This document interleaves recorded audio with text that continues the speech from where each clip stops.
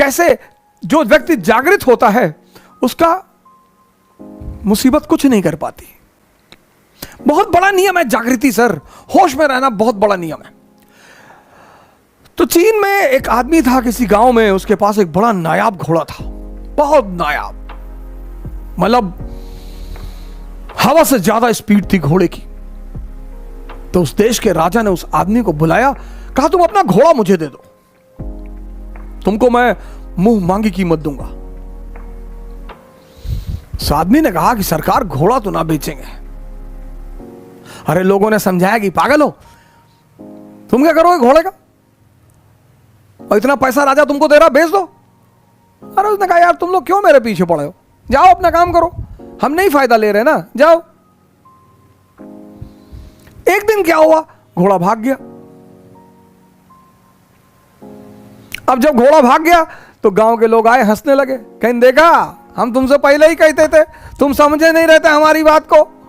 अरे उसने कहा बड़े भाई घटना सिर्फ इतनी है कि घोड़ा भाग गया है, बस, इसमें ज्यादा चिंता करने की बात नहीं है। वो चला गया तो चला गया, मैं क्या करूं। अजीब पागल हो, तुम्हारा नुकसान हो गया। बोले कोई नुकसान नहीं हुआ।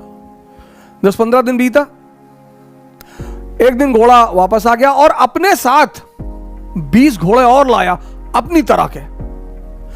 गांव वाले फिर आए, कहीं बेटा तुम बहुत चालाक आदमी हो, तुमको पता था कि कुछ कांड करने गया है ये, बड़ा बढ़िया यार, तुम तो बड़े फायदे में हो यार, पहले तो अकेले था अब तो 20 ले आया। उन्होंने कहा यार तुम लोग राय देने क्यों चले आते हो यार बार बार।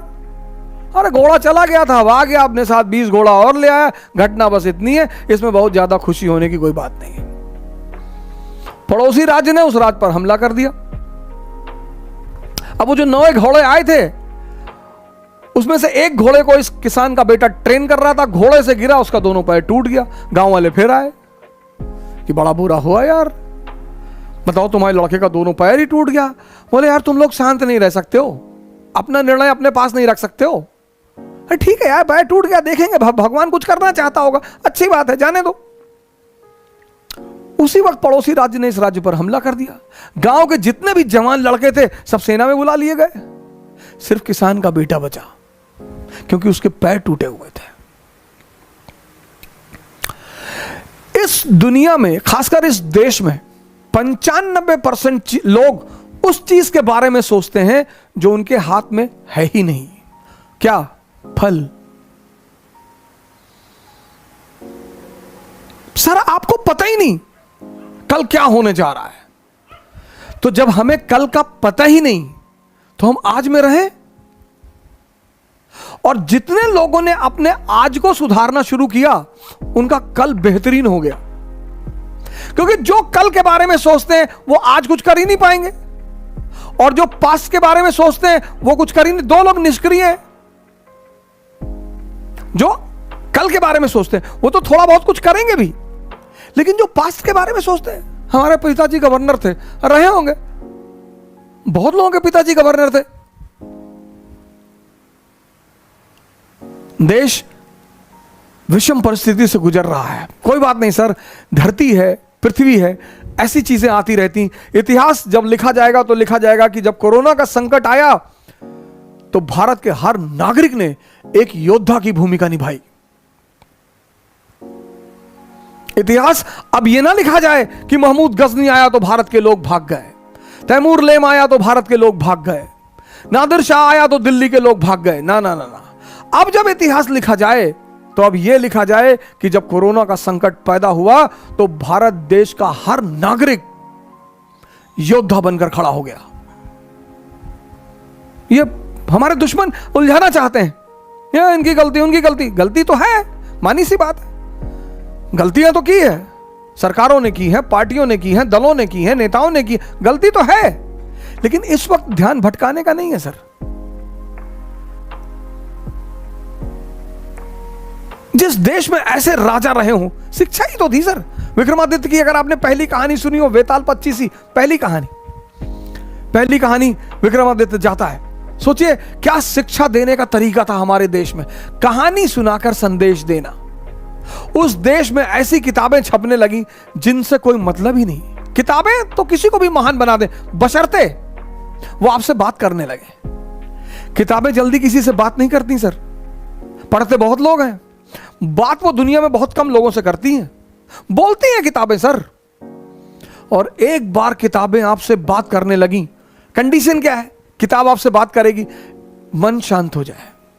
जैसे आप किताब पढ़ रहे हैं और आपका पीछे का मन बड़बड़ा रहा है, कहीं और बैठा हुआ है, तब वो समझ जाती है कि आप मेरे पास है ही नहीं, आप तो कहीं और बैठे हैं। इतनी सेंसिटिव होती हैं किताबें। इसीलिए भारत देश में हम जब किताब से पैर लग जाता है तो हम उसे उठाकर अपने मत्थे पे लगाते हैं। इसका भी मजाक उड़ाया गया, इसका भी मजाक उड़ाया गया। यार तुम लोग तो किताब उठा के सर से लगाते हो। बिल्कुल सर, जिससे किताबें बात करने लगे, और एक ही शर्त है किताबों की बात करने का, अगर आपका मन शांत है और आप सिर्फ उन्हीं से बात कर रहे हैं, तब वो आपको जवाब देंगी पलटकर। और अगर आपका मन शांत नहीं है, आप पढ़ते रहिए जितना आपको पढ़ना है, एक लाइन। कई बार मेरे पास स्टूडेंट आए, एनसीईआरटी को 4 बार पढ़ के रंग चुके हैं, नीले रंग से, पीले रंग से, लाल रंग से रंग चुके हैं, लेकिन पता कुछ भी नहीं। लेकिन हमारी जो शिक्षा पद्धति थी, कहानी। विक्रमादित्य जाते हैं, बरगद के पेड़ पर एक लाश को उतारते हैं, अपने कंधे पे रखते हैं, तो लाश उन्हें कहानी सुनाना शुरू करती है। अब सोचिए सर, इस कहानी का मकसद क्या है? सुनिए कहानी और उसका मकसद। लाश उन्हें कहानी सुनाना शुरू करती है कि एक आचार्य थे, उनकी बड़ी खूबसूरत सी बेटी थी। आचार्य के 3 शिष्य थे। अब देखिए क्या तरीका था पढ़ाने का, संदेश देने का। ये पश्चिम के लोग कहते तुम लोगों ने सिर्फ कहानियां लिखी, उन कहानियों में बाबूजी ऐसी ऐसी बातें लिख दी है ना कि समझ जाओगे तो जिंदगी बदल जाएगी। इतने अमीर हो, इतना समृद्धि, भौतिक समृद्धि पा चुके हो, लेकिन ध्यान करने भारत ही आते हो। बाबा रामदेव जी को मैं बड़ा प्रणाम करता हूं, बड़ी मैं उनकी इज्जत करता हूं, और जब भी मैं उन्हें देखता हूं इंग्लैंड में, अमेरिका में बैठे हुए अंग्रेज, और उनको वो कपालभाति करा रहे, तो मुझे इतनी हंसी आती कि जय हो बाबा की।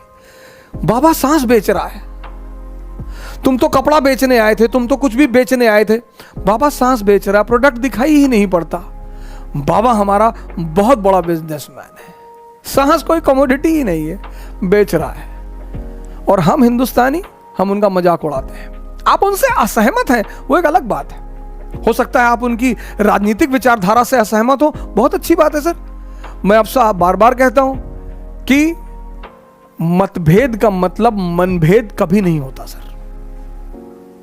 आप में से बहुत सारे घरों में आप नॉनवेज खाते हैं, आपकी माताजी नहीं खाती, आपके पिताजी नहीं खाते, तो इसका मतलब दुश्मनी सर? बिल्कुल नहीं।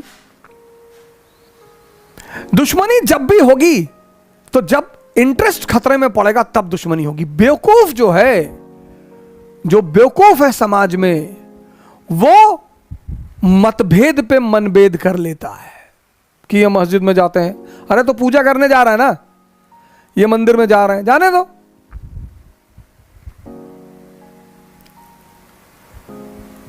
तो लाश ने विक्रमादित्य को कहानी सुनानी शुरू की कि एक गांव में एक आचार्य जी रहते थे, उनकी बड़ी खूबसूरत बेटी थी और उनके 3 शिष्य थे, और तीनों उस लड़की को बहुत प्यार करते थे, और तीनों बड़े योग्य थे।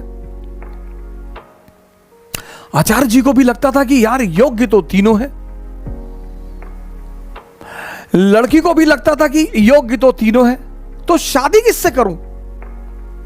बाप और बेटी दोनों बड़े कंफ्यूज थे कि विवाह किससे किया जाए।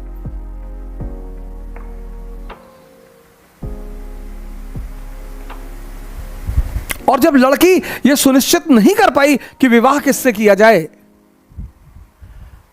तो एक दिन लड़की ने आत्महत्या कर लिया। अब जब लड़की ने आत्महत्या कर लिया, तीनों बड़े निराश हुए, गए, उसका दाह संस्कार किया। तो एक शिष्य तो तुरंत सन्यासी बन गया, वहीं धूनी लगा ली उसने उसकी कब्र के पास कि बस अब जीवन में कुछ करना ही नहीं, जिसको मैं प्रेम करता था वो बचा ही नहीं, तो अब जीवन में कोई सार नहीं, अब सिर्फ तपस्या करनी है और तपस्या करके